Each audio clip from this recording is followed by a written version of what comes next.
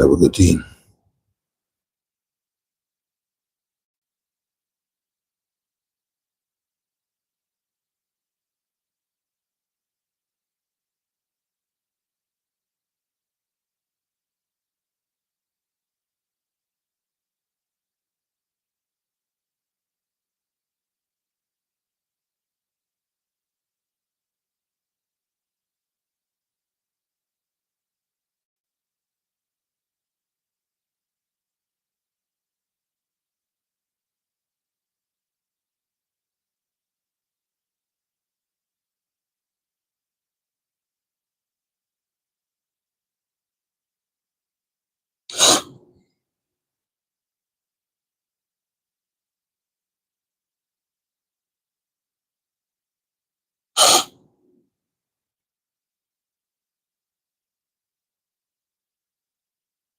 I didn't know I can do that. I know it now. All right, let's see what we got here. All right. All right. About 15 minutes.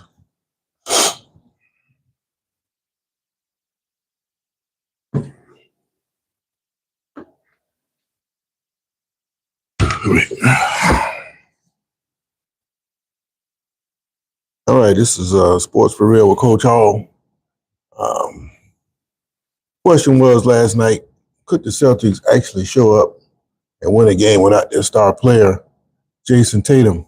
As you know, he went down in game 4 with a couple minutes left with an ACL Achilles injury. He's going to be out for pretty much the whole season next year.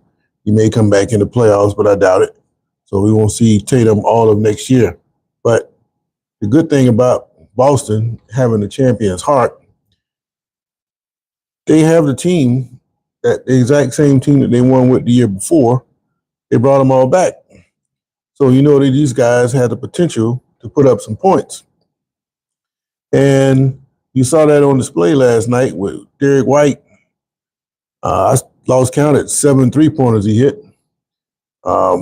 And the rest of the guys, Pritchard, they all chipped in like I thought they would. So there's enough points there for Boston to come back and win this series.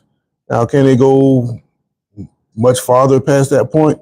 Probably not, because it's going to take that extra firepower or extra eyes on a guy like Tatum to open those other guys up. But they were able to get the game last night, and they're going to go to New York tomorrow for the possibility of bringing it back to Boston for a Game 7. But you know, the Knicks crowd, they actually surprised me. It's kind of like a collegiate atmosphere the last couple of games. And if Knicks are able to get out to a lead, that may play a huge factor down the stretch. Because as it's been going on, Brunson has been doing very well in the fourth quarter. And he's been hard to stop. And there's not much Boston can do about it. And now you're down a defensive weapon like Tatum, who was their number one rebounder, by the way. It's going to be a tall order for Boston. So they're going to have to come out and jump on them and keep on them if they expect to win Game 6. But they have a puncher's chance because they are the champion. And they showed you last night, until you beat them, they're not dead yet. The other thing, you had Golden State, you know that they're a completely different team without Steph Curry. And it showed again last night. They just didn't have enough firepower to keep up with Minnesota. And Minnesota, they playing consistent. I still don't know if they're championship caliber because they're an iffy kind of team. The way that they played over the last couple of games, you know, they took the last 4 games against Golden State. But without Curry, it made a big difference. And if they had Curry, I don't know if they would have been able to hold off Golden State, which leads me to question. As you watch this great series unfold between Oklahoma City and Denver, can Minnesota keep up with either one of those teams? The first thing people are going to say, well, look at the record. They split with OKC, who had the best record overall in the league, and they swept Denver. So Timberwolves fans are absolutely going to say, of course, we can play with these teams. But I'm telling you right now, that's not necessarily the case. You say, hello, what's going on? G Money, what's going on? I don't know what you're saying there in Arabic. Um, Translate that for me. I don't care what they call me. Chris Bristol, what's going on, man? Seen you in a while, man. And yeah, Moroccan Extentacion. How you doing? That's a bad name there, that Extentacion. And one guy, he got entertainer, I think he got killed. But even though they have the under record against the Nuggets and they split Minnesota, that means absolutely nothing. When you go to a series, it's all about adjustments. And one thing about the NBA during the regular season, they're playing more players to see what they can have going into a situation where they may need a specialized lineup like in the playoffs. So the approach that the Nuggets took against Minnesota during the regular season is going to be completely different if they were to meet up in the playoffs, especially with OKC. They know they can beat Minnesota, but Minnesota is going to have consistent production from Randall and Edwards. And then those other guys off the bench, they're going to have to contribute. They can't be hit and miss like they've been lately. It's kind of hard to see that because they're playing against Golden State. And because they're playing against Golden State, down that huge weapon, it covers up a lot of things. And I think that that's going to be on display when you go against, I'll put it to you this way, the better opponent for Minnesota would be Denver because Denver's supporting cast is not doing enough to support Jokic. That would be the best outcome for them. OKC plays a lot more players, and it would be more of a matchup problem for Minnesota than, say, Denver. You know where the firepower is coming from with them. It's going to all go through Jokic. But Murray is like standing before a guy with a loaded pistol. He's shooting at you. He's not a great shot, but you don't know if he's going to miss this time. So they'll take their chances on a hit and miss guy like Murray and try to focus down on Jokic. Well, being that these guys are off, the best way to do that is to get the ball out of Jokic's hands. And I think you've seen some of that with OKC, and for the most part, it's worked because those other guys aren't contributing and helping the guy out. But if they come in there tonight and those sideline fellas start hitting those shots, they might run OKC off tonight and make for a very interesting Game 7.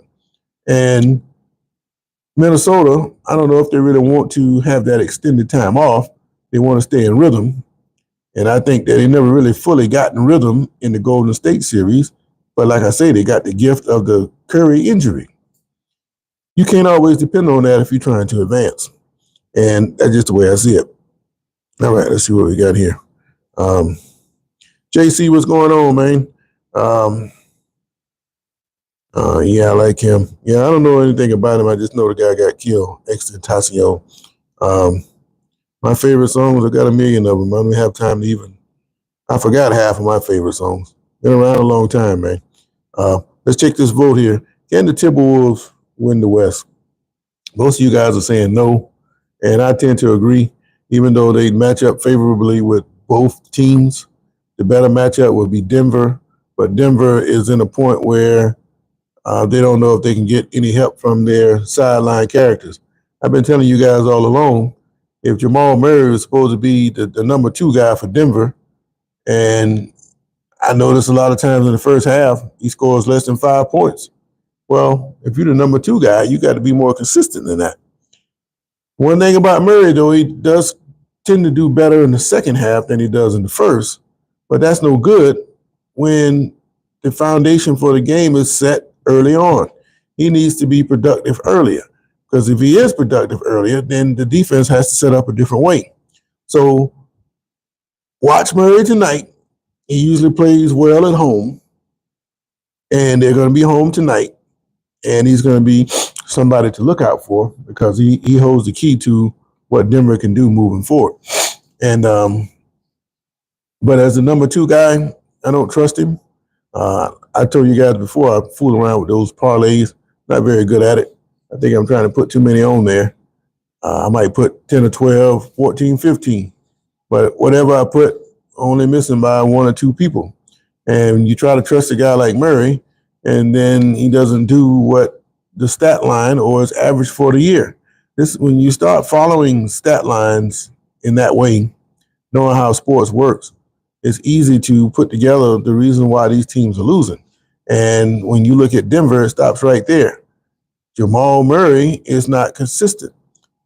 He may score 30 tonight, but then come out in game 7 and score 13. So when you look at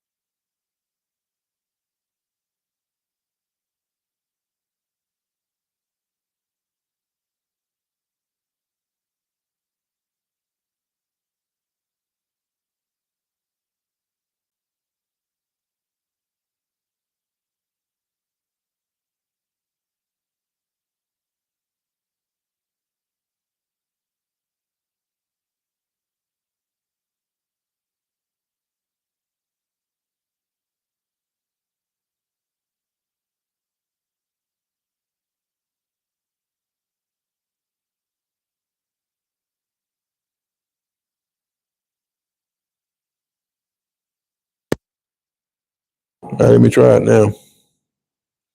Sorry about that. Yeah, it's probably getting weak and dying. You got to charge it up. But sorry about that. But oh, here my boy go D Nice 7180. Okay, this guy here is I'm gonna call you out 7180. You did tell me that the T Wolves will win in 5 games. You got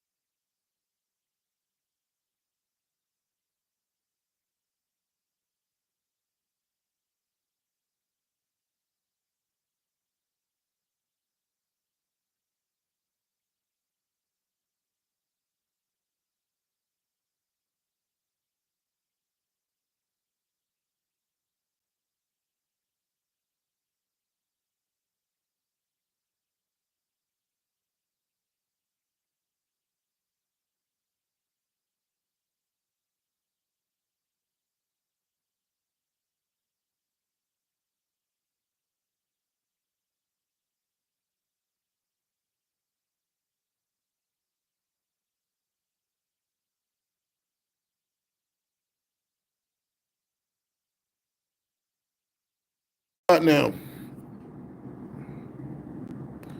Knight, can you hear me? I'm not playing with your wolves, man. All right. Anyway, I'm saying about tonight, OKC is probably an advantage for tonight's game because Denver is not very consistent. And because they're not consistent, you really don't know what they're going to do.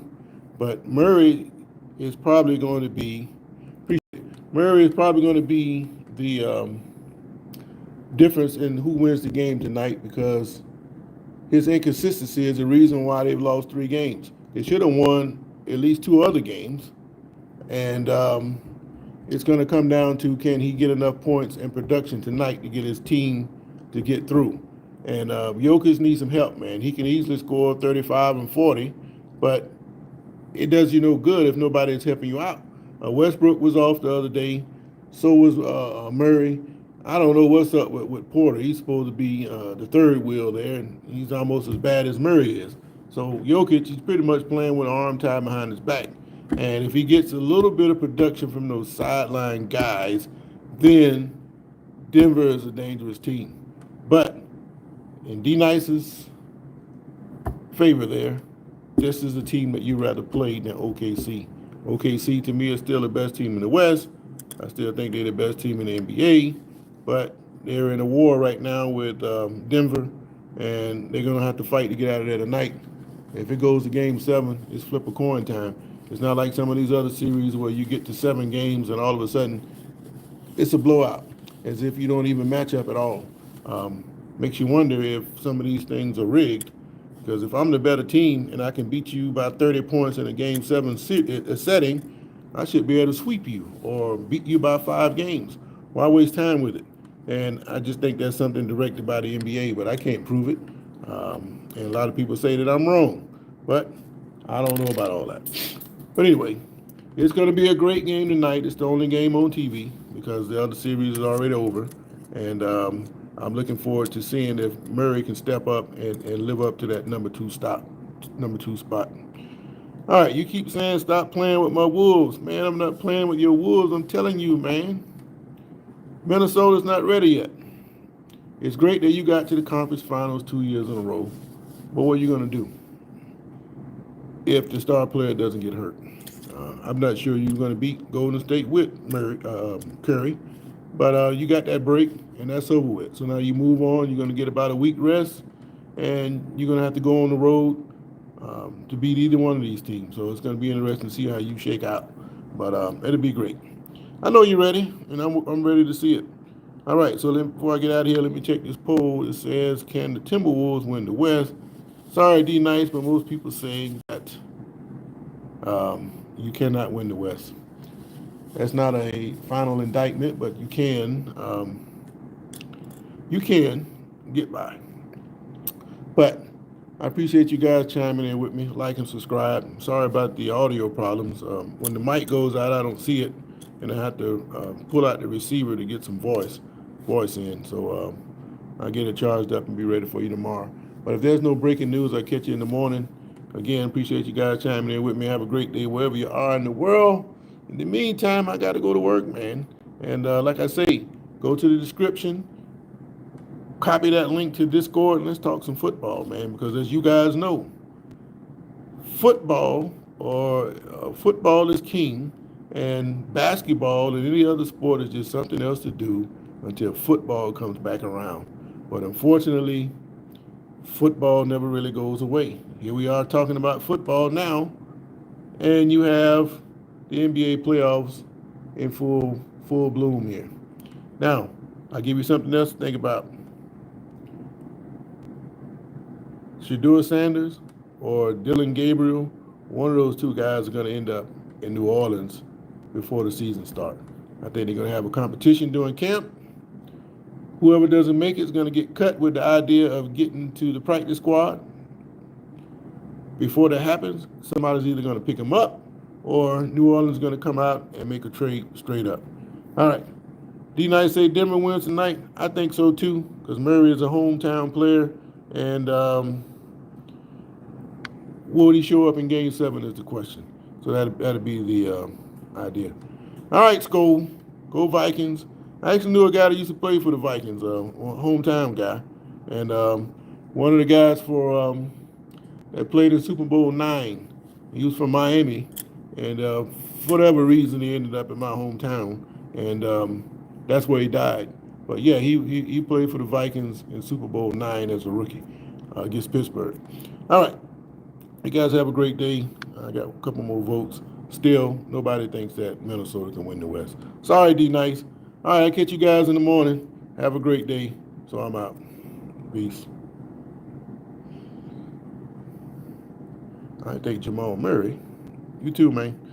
Jamal Murray's gonna have a good game tonight. He better, but I don't trust him.